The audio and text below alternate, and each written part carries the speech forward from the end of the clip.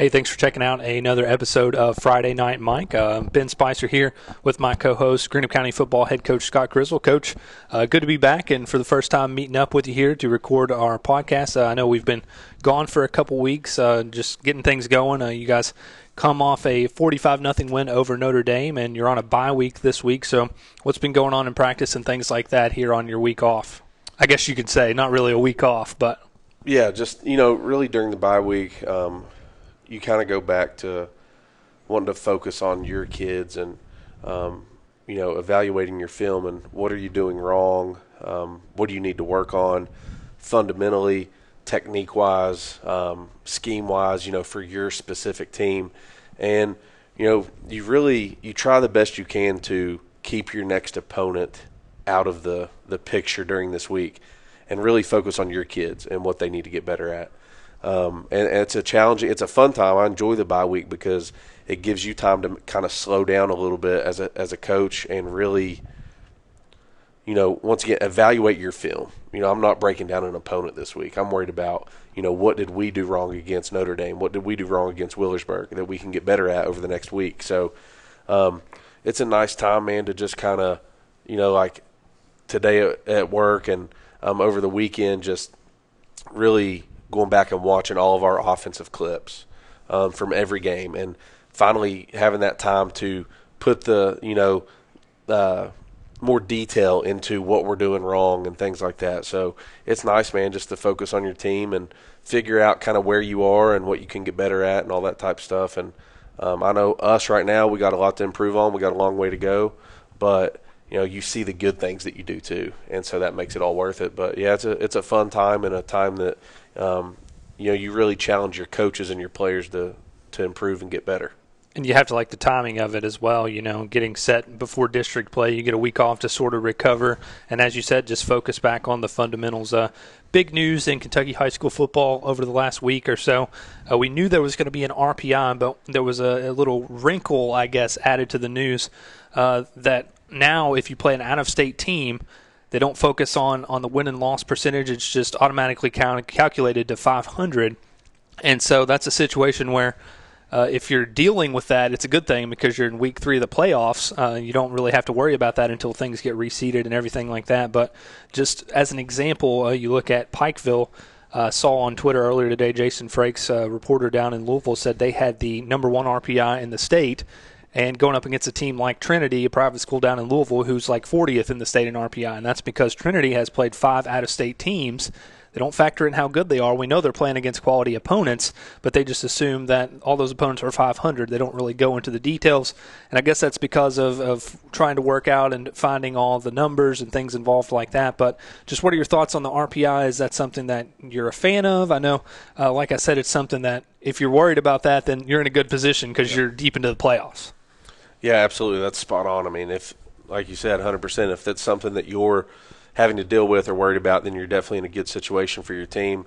Playing the third round of the playoffs is a great year for anybody. So I hope that's something we eventually do have to worry about. But in terms of the out-of-state schools, like you said, it was kind of a curveball, I think, to everybody.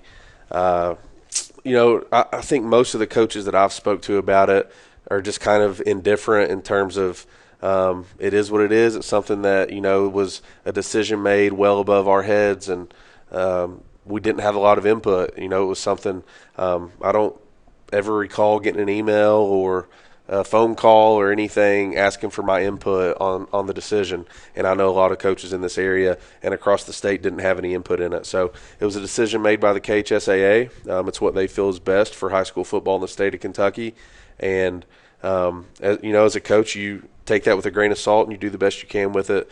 And, you worry about it when the time comes, obviously. The only thing that was a little frustrating, just talking to, once again, some of the other coaches in the area and myself included, was it didn't come out until after most people did their scheduling. And that was, kind of a tough deal there because you put a lot of time and a lot of effort into getting your schedule set up. We talked about it last episode. The schedule it's one of the most, as a head coach, it's one of the most enjoyable, things you do. It strategically, you put your team in certain situations and schedule certain teams for certain reasons. And obviously if the RPI was known about then, that would have played a heavy factor into who you schedule. But a lot of us went into it blind, not knowing that they were going to switch it over to the RPI deal. And I think some people would have scheduled a little bit differently if they would have known that was going to happen. I think it's a situation, too, where geographically you sort of have to play some out-of-state teams or you're going to be going 3-4 hours to get quality games in. So I think it's something that's really hard, and I'm interested to see because, you're a team in Lexington. I mean, let's take Paul Lawrence Dunbar, for example. All their games are against teams from Kentucky. They're not having to play teams from out of state because they're in Lexington. You're in the center of the state. So I think that sort of plays into the hands of those central Kentucky teams a little bit because they're not having to search all around the area for different games. I mean, that's something that you can certainly attest to. If you're wanting to play a good team, you might have to go 2 or 3 hours when you can just go 20 minutes and play Wheelersburg. Yeah, absolutely. And, we mentioned it before the show a little bit, just talking back and forth there, but you take a team like Ashland that plays a very tough out-of-state schedule, playing Ironton, playing Wheelersburg, playing Spring Valley, and essentially their win against Ironton is going to look equal to our win last week against Notre Dame. And nothing against either of those teams, or respectively, all those teams compete hard and do the best they can. But I think most people would agree that Ironton is probably a little bit tougher competition than a Notre Dame, and those two wins on paper are going to be equal. So, it is what it is. Once again, it was a decision made well above any of the coaches in the state, and and it might be something to where in the future there's some there's positive things that come out of it, and people learn to like it. But I think right now everybody's just kind of trying to get a feel for it. Nobody really knows what to expect. And we'll see how it works, and I'm sure they will also do the same thing where they're going to take it, year 1, year 2, what can they fix, what can they make adjustments to and make it better, or maybe go to a different system. I'm interested to see how it sort of becomes a factor. And another thing that I sort of noticed over the last 2 years, I think in games, I've been a dark cloud of your program metaphorically and literally, because we've had 2 games over the last 2 years where they've been postponed, rescheduled, or not postponed, rescheduled, and one of those was 2 weeks ago, the Minford game. We thought that things were going to be canceled, maybe postponed. It turns out that you guys end up finishing it because of the lightning delay, about an hour and a half, 2-hour delay. How do you keep the guys focused, and what went all in with all that game against the Falcons? Yeah, that's like you said, that's the second time we've had that situation happen in back-to-back seasons, and it's something that you can never be truly prepared for. When it, in terms of the weather, obviously the forecast, it's going to rain or whatnot, but you never know when that lightning delay is going to happen, at what moment in the game it's going to happen, how much time's on the clock, and whatnot. So, we just do what we're told by the officials and by the school, and they told us to get off the field. So we came in the locker room, and we were expecting a 30-minute delay. Obviously, after every lightning strike, the rule is it's another 30 minutes. And in the state of Kentucky, there is no, radius on where the lightning is coming from or anything like that. If there's lightning that's seen, it's 30 minutes regardless. And I could be wrong about this, but I believe in the state of Ohio they have a 15-mile radius, some type of rule like that, to where if it's beyond 15 miles, it's considered heat lightning, and they can continue to play. But in Kentucky, we don't have that. So if you see lightning, it's 30 minutes. And, I know there was a bad lightning strike somewhat near the stadium. And I believe at that point, the decision was made to cancel the game. And, I heard it over the radio in the film room here, and immediately went out and talked to my AD and my principal and got with the other team's coach. And, once we all got on the same page to figure out what was best for both teams, to figure out what was best for the fans, best for the kids, we agreed to ride it out and really wait as long as we needed to get it in that night. I think it's always best to try to play it that night. It's tough to get kids. You put so much energy into getting them up for a game, than to have the wind knocked out of your sails, have to go home, and then try to get them back up to do it again the next day is such a challenge. And it's a challenge for their body too. That's tough. It's essentially playing 2 games, back-to-back days. So we wanted to get it in. I know Minford's coach wanted to get it in, and fortunately we had to wait a while, but we made it happen. I know the Wheelersburg game, speaking of weather and just all the allergies and things that go along with this time of the year. You know, one week it's 90 degrees, next week it's 70. That could really mess with you. And you picked up the flu or a stomach virus or something of some sort in that Wheelersburg game, and it impacted you. You didn't want to be out there on the field getting the kids sick, so you had to coach from up in the box. Just what was that like, and what went along in your thought process, just trying to keep your coaches and kids healthy out there? You don't want to give them what you're suffering with, and it's a situation, too, where you don't want to miss that game. I mean, all the stuff that went into scheduling Wheelersburg, you know how quality of opponent they are. I know last year, interestingly enough, with Wheelersburg, too, Ironton's head coach Trevin Pendleton, it was his first game. He had pneumonia the day before, and so he had to check himself out of the hospital to go coach the game because, I mean, if he didn't coach that game, his first game against Wheelersburg, they'd run him out of town. Yeah. So is that just a situation where, you know, you want to be there with the kids, but you don't want to be down on the sideline trying to maybe keep them from getting sick or something like that? Yeah, that was really the biggest thing, was just not risking, you know, giving that to any of the players or the other coaches, because we had for about the past 2 weeks before that, we'd had some sickness going around our team and around the school. And somehow I caught it. It was a viral infection of some sort, just, you know, temperature, body aches, the whole deal. I felt like I had the flu, so I went to the doctor and got checked out. But, you know, it was one of those things, about 4 a.m. on Friday, just felt absolutely miserable. You know, let my boss know, let the coaches know, hey, I'm going to go to the doctor, get some medicine in me.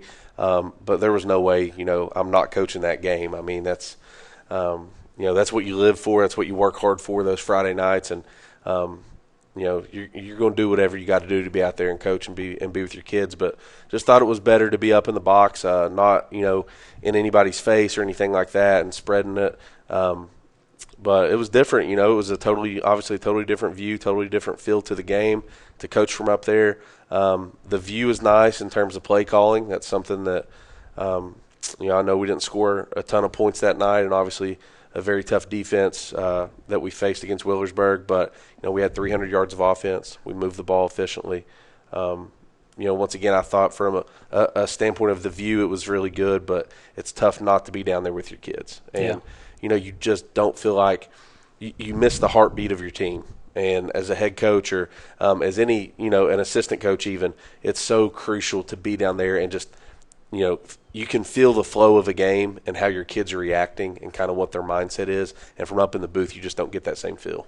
Absolutely. I know that had to be tough to not be down there. And I was sort of like, stay away. I know you came up, you're getting ready to come up after the game. And I was like, Coach, I'm wrapped up already. I don't want to get sick. I don't want to chance it. I don't blame you.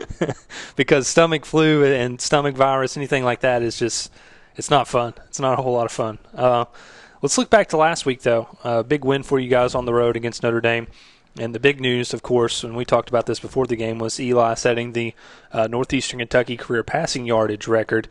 Something you said in the pregame you hadn't really talked to him about. Have you talked to him maybe since then? Did he know after the game that he had broken the record? I know there was a lot of hype around that. So just what happened after the game? Did you say anything to him after he set the record, or what went along with that? You know, I believe during the game, I guess they announced it during the game. Notre Dame's PA announcer announced it during the game, but I didn't hear it. I think he heard it and some of the players heard it because I kind of seen them congratulating him and all that type stuff, but I really didn't mention it to him until after the game. You know, gave him a big hug and just told him I was proud of him, and told him I still had more career touchdown passes than he does right now, so don't forget that. But, no, just, you know, super proud of him, and, you know, just, I mean, a great kid. And, you know, I've talked, you know, in length about Eli all preseason and all that type stuff. But it's something that he's earned. You know, it's nothing's been given to him. He's worked extremely hard. He's an extremely humble young man. You know, that stuff, obviously he knows about it because, you know, it was in the media and things like that. But that's not something that he sets out and talks about or brags about or anything like that. He's focused on doing whatever it takes to win. And it was nice to see him achieve that. But now, you know, really the main thing is, and I think he would attest to this as well, glad it's behind us. Yeah. Because now it's full steam ahead, and, you know, we can focus on, you know, the district games and everything that's coming up. But I was glad to see him do it, and a great accomplishment for him and for our team. things like that can be great. I mean, it's great to break records, but also in a sense it can sort of be a distraction at times too. Would you agree with that? Absolutely. That stuff can, I've seen it before. It gets into the locker room. It gets in with the parents and in the community and in the hallways of the school. And, it becomes, is that more important than the team, or is that more important than our team goals? And that's something I think our coaches, the parents, the kids, everybody involved here has done a really good job of, making sure that it's all about the team. And that's something our coaching staff does a great job of preaching on a daily basis. Is it's a team first mentality. And I told the kids after the game, because we talked about it in the locker room once we got back, and the thing with that was he doesn't break that record without Patrick Kelly. He doesn't break that record without Dalton Halstead or Evan Urbina or Cody Tolliver. Just players that he's played with throughout his career. Jacob Rowe, all those guys have a part in that record. So at the end of the day, it is a team thing. It's not an individual record. And, it took a lot of Musketeers to be a part of that.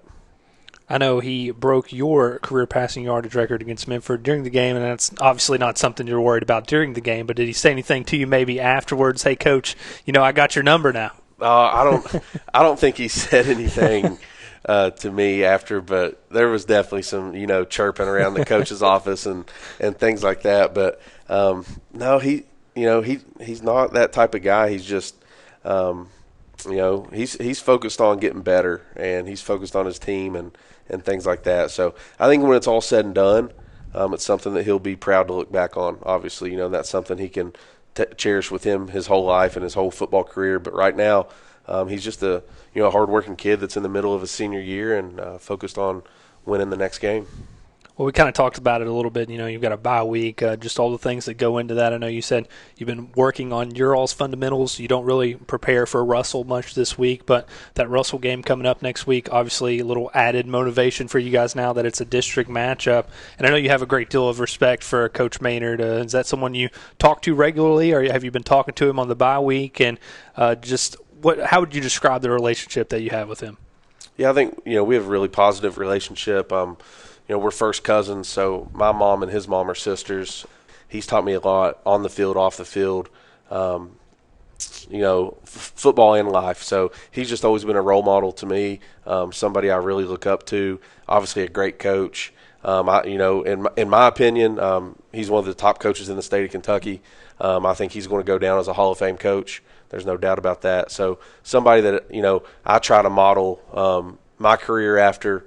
And we differ in certain things. He's our philosophies in terms of he's more of a run first guy, and obviously was a great defensive coordinator. And I'm probably more of a pass first guy. We differ there, but just a coach that does things the right way. And Coach Maynard puts the time in. He's one of the best prepared coaches I've ever been around. He's going to know every formation, every play, what you do out of every formation, what hash you do it on. He prepares down to the T. So that's something, being around him when I was at Raceland, that I gained a ton of respect for and understanding of what it takes to be prepared for a Friday night. And he's the best in the business when it comes to that. And it just so happens, and of course it works out this way, that they get a bye week too in preparation of this week. Of course, I don't know how they managed to work that out. But give the guy that's great at preparation an extra week. Sounds like a great time.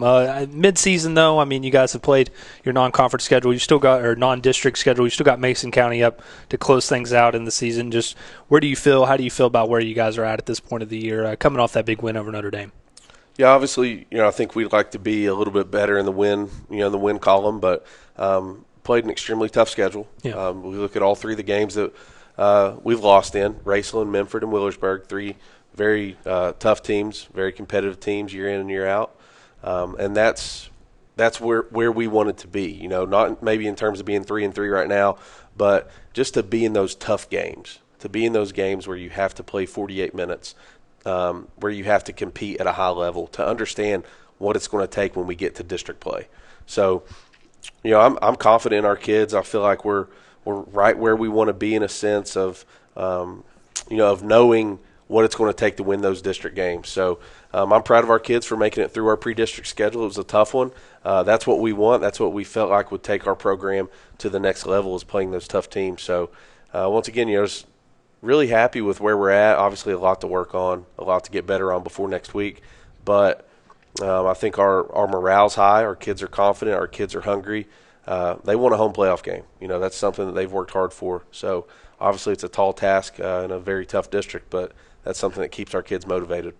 And I know certainly having East Carter and Russell at home has to be beneficial to you guys. You do have to go on the road to play a very good Ashland team. But, I mean, we've said it before, when your offense is clicking, you have to feel confident going up against anyone in the entire state or in the tri-state area even. Yeah, definitely. We feel like when we're protecting our quarterback and when he's making plays and our guys are catching the ball, and obviously we're clicking on all cylinders. And then defensively, we've shown a ton of improvement. I thought against Wheelersburg our defense played very well. You can't necessarily look at it maybe by the points. We gave up 38 points, but our defense played well enough in that game for us to have a chance to win. Yeah. Our offense really, to me, I was much harder on our offense after that game than our defense, because I thought they gave us opportunities to make some plays to have a chance to win the game. So defense is improving. We just got to get back to the fundamentals. We got to tackle better. We got to block better. So that's really what we're focused on right now. Before we wrap things up, I wanted to bring this up in the college football realm. I don't know if you saw it. And, of course, I'm not going to doubt Coach Mack Brown and his decision, but I'm wondering if you're on the same page. North Carolina scores. They're at home. It's a big game, obviously, a chance to knock off number one. Do you always go for two there? And what did you think about the play call? Oh, gosh. That's a tough one. If I'm on the road, I'm going for two. Yeah, that's what I'm. If I'm on the road, I think that's a no doubt. I'm going for two for sure. Unless I had an injury or maybe something that don't make me as confident in my offense. But yeah, on the road, going for two, 100%. At home, probably kicking it. Probably kicking it at home. Feel like we're right where we want to be. So let's play it out here and give the defense an opportunity to make a stop. I kind of wondered, though, about the speed option. A lot of people thought maybe they should have a pass in there. I don't know. I don't know if you saw the play or not. But, hey, I mean, that's Coach Mack Brown. He's been there and done that. He's won a national championship. I think it's hard to fault him for that decision. It's easy for a guy like me to sit back and say, hey, I don't know about that play. But someone who's been there, I think, running that two-point play, obviously, I mean, you just mentioned that. Is that something you do? In a two-point situation, would you rather run the ball? Would you rather throw the ball? Or does it sort of depend on your personnel and the feel for the game? Well, I'm sure Coach Brown and those guys, they're going to have 4 to 5 two-point plays that they work on all week in practice. And it might not be as many as 5. It might be 3. And it might be stuff that they've worked on even since team camp. So I know for us, we have, 4 to 5 two-point plays that we've been working on since team camp. And when that time comes, it's going to be one of those 4 to 5 plays. I'm not going to draw something up out of the dirt I guess possibly if you found a matchup throughout the game that you really could exploit, you might run something away from that script. But for the most part, those guys have a script that they're going to stick with, and they're going to make the best decision based off of that script, because that's what you've repped, 50 to 100 times over the last 3 or 4 months. So why run something new, something out of that script that you haven't had reps at, when, my theory on that is, if I'm going to go down and not be successful on that play, I can at least sleep at night knowing we did something that we've worked hard on, that we were confident in, that every kid knew what to do, and it put us in a position to be successful. As opposed to saying, we just threw in this trick play or threw in this gimmick because we thought it would work. Outthinking yourself in a sense, yeah. Outthinking it when, you do that, really tough to sleep that night when you're like, man, we could have ran X, Y, or Z that we've worked on 100 times. Yeah, absolutely. And another big thing, another big news for us, I guess, hopefully it's a positive. California, I don't know if you saw college to college, they're agreeing to pay for the likeness and things like that. I haven't read a whole lot into it, but as soon as I saw that, my biggest thing was, okay, NCAA football coming back, maybe. Bring it back. Absolutely. So that's something I'm definitely looking forward to. I know you're a big NCAA football guy too. No doubt. They bring it back, I'll be in line day one getting a copy. I'd pay $100 for it. Absolutely. Well, Coach, it's always fun, and glad we can catch up, and hopefully we'll be back for another one next week. Yeah, man, I appreciate it, and let's keep it going, and it's been fun. It has. Well, for my co-host, Scott Grizzle, I am Ben Spicer. You tuned in to another episode of Friday Night Mike. Make sure you're sharing with your friends. Leave us a comment. Leave us some questions for the next episode. That's something we haven't really gotten to do a whole lot. So if you have any questions for us, make sure you drop a comment and leave them for us. We'll see you next week.